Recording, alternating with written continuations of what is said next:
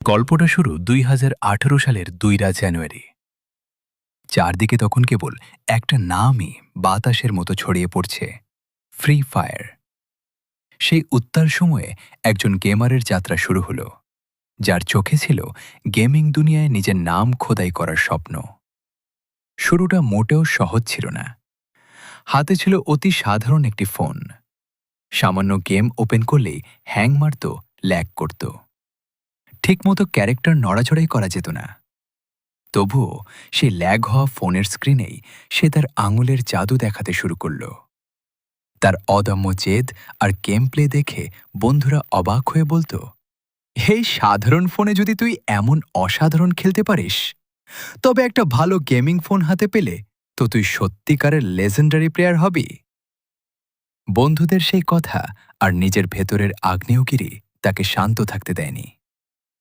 সীমাবদ্ধতার মাঝেই সে নিজেকে তিল তিল করে গড়ে তুলল। এক লেভেল থেকে যাত্রা শুরু করে সেই সাধারণ ছেলেটি গেমের দুনিয়ায় হয়ে উঠল এক আতঙ্কের নাম, কিকম্যান। একজন দুর্ধর্ষ রাশার, যার মুভমেন্ট আর স্পিডের সামনে দাঁড়ানোর সাহস পেত না বড় বড় প্রো প্লেয়াররাও। দেখতে দেখতে ৭৫ লেভেলে পৌঁছে গেল সে।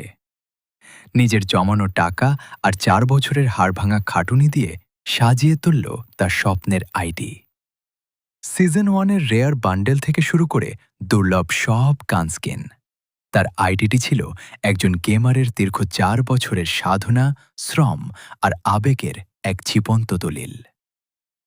কিন্তু ২০২২ সালের ডিসেম্বরে মুহূর্তেই সব ওলটপালট হয়ে গেল।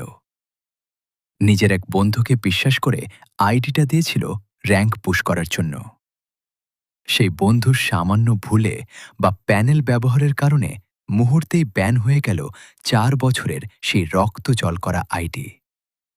চোখের সামনে ধুলোয় মিশে গেল কয়েক লাখ টাকার কালেকশন আর হাজার হাজার ঘণ্টার অমূল্য স্মৃতি। গভীর অভিমানে সেই গেমার যুদ্ধক্ষেত্র ছেড়ে দিল। নিথর হয়ে গেল তার ফোনের স্ক্রিন। সবাই ভেবেছিল কিকম্যানের গল্প বোধহয় এখানেই শেষ।